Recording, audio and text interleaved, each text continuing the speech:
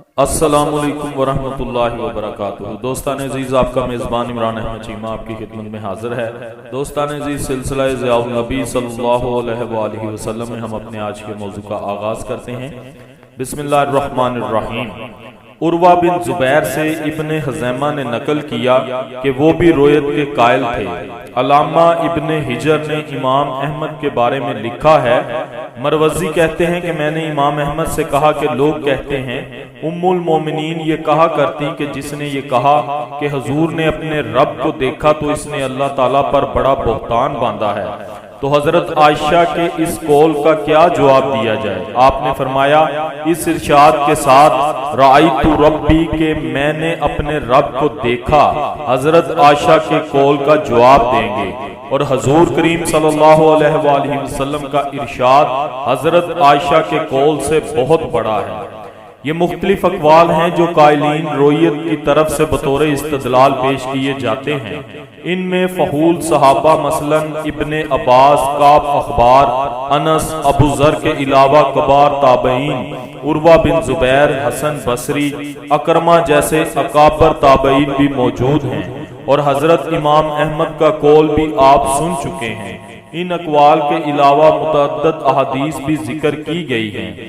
ان تمام دلائل کو بتفصیل پیش کرنے کے بعد علامہ نووی لکھتے ہیں، حضرت ابن عباس سے جب صحیح روایات ثبوت کو پہنچ گئیں کہ انہوں نے ایسا کہا تو اب ہم یہ خیال نہیں کر سکتے کہ آپ نے اتنی بڑی بات محض اپنے قیاس اور ظن کی بنا پر کہی ہو۔ یقیناً انہوں نے کسی مرفوع حدیث کی بنا پر ایسا کہا ہوگا۔ نیز ابن عباس ایک چیز کو ثابت کر رہے ہیں، دوسرے حضرات نفی کر رہے ہیں، اور یہ قاعدہ ہے کہ مثبت کا قول نافی پر مقدم ہوتا ہے۔ خلاصہ کلام کو علامہ نووی ان الفاظ میں بیان کرتے ہیں، حاصل بحث یہ ہے کہ اکثر علماء کے نزدیک راجح قول یہ ہے کہ رسول اللہ صلی اللہ علیہ وآلہ وسلم نے شب معراج اللہ تعالیٰ کو اپنے سر کی آنکھوں سے دیکھا، اور اس میں شک کی کوئی گنجائش نہیں۔ علامہ نووی نے یہ بھی کہا ہے کہ حضرت ابن مسعود اور حضرت صدیقہ نے اپنے موقف کی تائید میں کوئی حدیث مرفوع پیش نہیں کی، بلکہ محض اپنے قیاس اور اجتہاد سے کام لیا ہے۔ اس پر علامہ ابن حجر نے کہا ہے کہ صحیح مسلم جس کی شرح علامہ نووی کر رہے ہیں اس کے اگلے صفحے پر حدیث مرفوع موجود ہے۔ ام المومنین نے فرمایا کہ میں نے وَلَقَدْ رَآهُ بِالْأُفْقِ الْمُبِينِ اور وَلَقَدْ رَآهُ نزلۃ اخری کے بارے میں حضور سے پوچھا تو حضور نے فرمایا وہ جبرائیل امین تھے۔ جب مسلم میں یہ حدیث موجود ہے تو حیرت ہے کہ شارح مسلم علامہ نووی نے کیسے انکار کیا۔ علامہ ابن حجر کے اس اعتراض کا جواب یہ ہے کہ حضرت صدیقہ نے وَلَقَدْ رَآهُ بِالْأُفْقِ الْمُبِينِ کے بارے میں حضور سے استفسار کیا، اور حضور نے فرمایا کہ وہ جبرائیل علیہ السلام ہیں، اور یہ بلا شبہ درست ہے کیونکہ یہ آیت سورہ تکویر کی ہے، اور وہاں حضرت جبرائیل علیہ السلام کا ہی ذکر ہے۔ ارشاد ہے التکویر 13-19، یہ قرآن ایک معزز کا لایا ہوا قول ہے جو قوت والا ہے، مالک عرش کے ہاں عزت والا ہے، سب فرشتوں کا سردار اور وہاں کا امین ہے، اور تمہارا یہ ساتھی کوئی مجنون تو نہیں؟ اور بلا شبہ اس نے اس قاصد کو دیکھا ہے روشن کنارے پر۔ یہ سارا ذکر جبرائیل امی کا ہے۔ ہم پہلے بتا آئے ہیں کہ حضور کریم صلی اللہ علیہ وآلہ وسلم نے جب انہیں ان کی اصلی صورت میں دیکھنے کی خواہش کی تو آپ آسمان کے افق پر نمودار ہوئے۔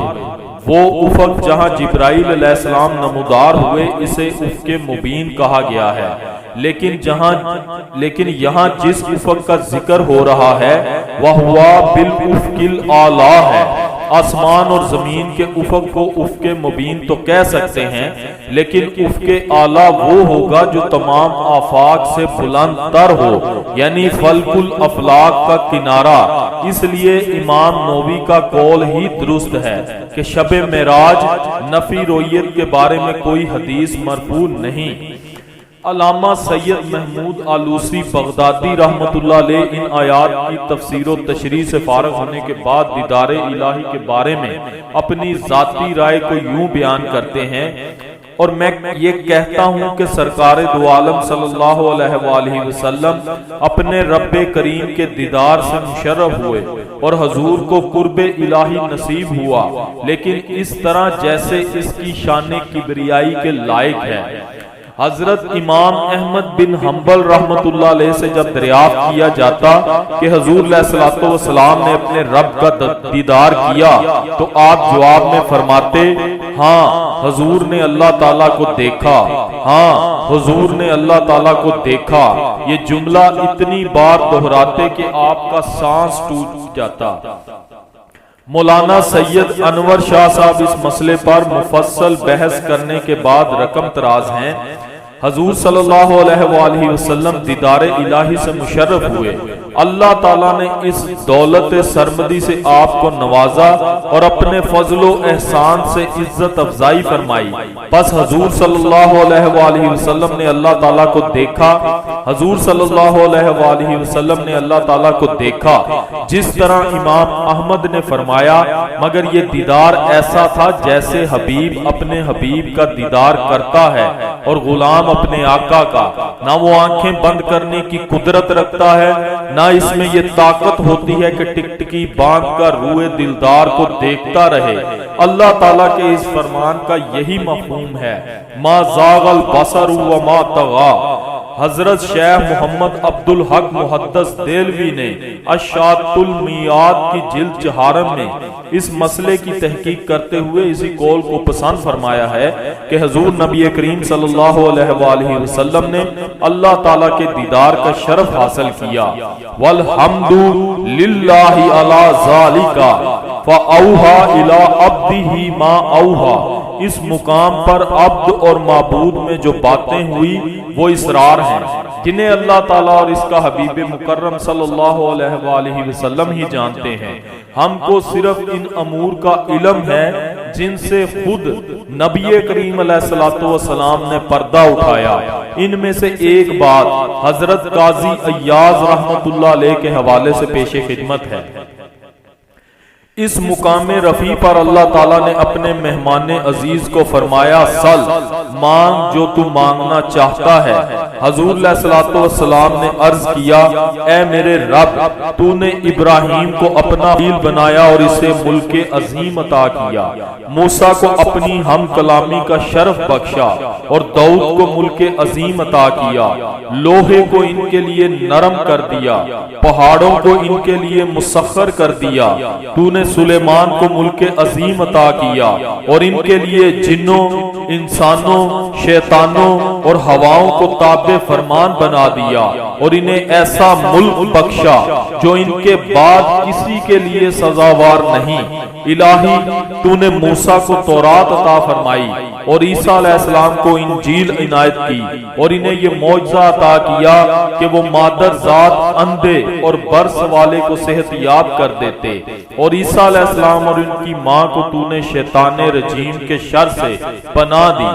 یہ سن کر اللہ تعالیٰ نے جواب ارشاد فرمایا کہ دوسرے انبیاء کو میں نے مختلف اعلیٰ مناصب پر فائز کیا، لیکن قد اتخذتک حبیبا، میں نے تجھے اپنا حبیب بنا لیا اور تورات میں لکھ دیا کہ محمد حبیب الرحمن، اور آپ کو میں نے تمام انسانوں کی طرف رسول بنا کر مابعوث کیا، اور میں نے تیری امت کو اول بھی بنایا اور آخر بھی، اور تیری امت کے لیے لازمی قرار دیا کہ ان کا خطبہ اس وقت تک جائز نہیں جب تک وہ یہ گواہی نہ دیں کہ تو میرا بندہ اور میرا رسول ہے۔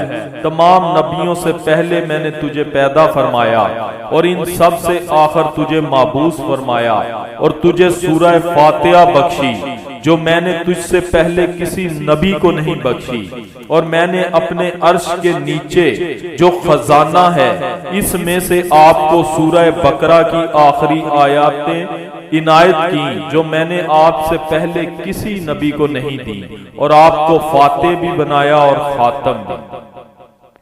سبحان اللہ۔ دوستان عزیز، یہ تھا آج کا موضوع۔ امید کرتا ہوں آپ کے لیے کافی انفارمیٹو اور فائدہ مند ثابت ہوا ہوگا۔ ویڈیو کو اپنے دوستوں کے ساتھ زیادہ سے زیادہ شیئر کیا کریں، ویڈیو کو لائک ضرور کیا کریں اور کمنٹ میں اپنی رائے ضرور دیا کریں۔ جو دوست چینل پہ نئے ہیں ان سے گزارش ہے کہ وہ چینل کو سبسکرائب کریں تاکہ یہ سلسلہ وار موضوع آپ بھی سب سے پہلے موصول آپ کو ہوتا رہے اور آپ اسے سن سکیں۔ اسی کے ساتھ اپنے میزبان عمران احمد چیمہ کو کل تک کے لیے اجازت دیجیے گا۔ اپنا بہت سارا خیال رکھیے گا، دعاؤں میں یاد رکھیے گا۔ اللہ حافظ و ناصر۔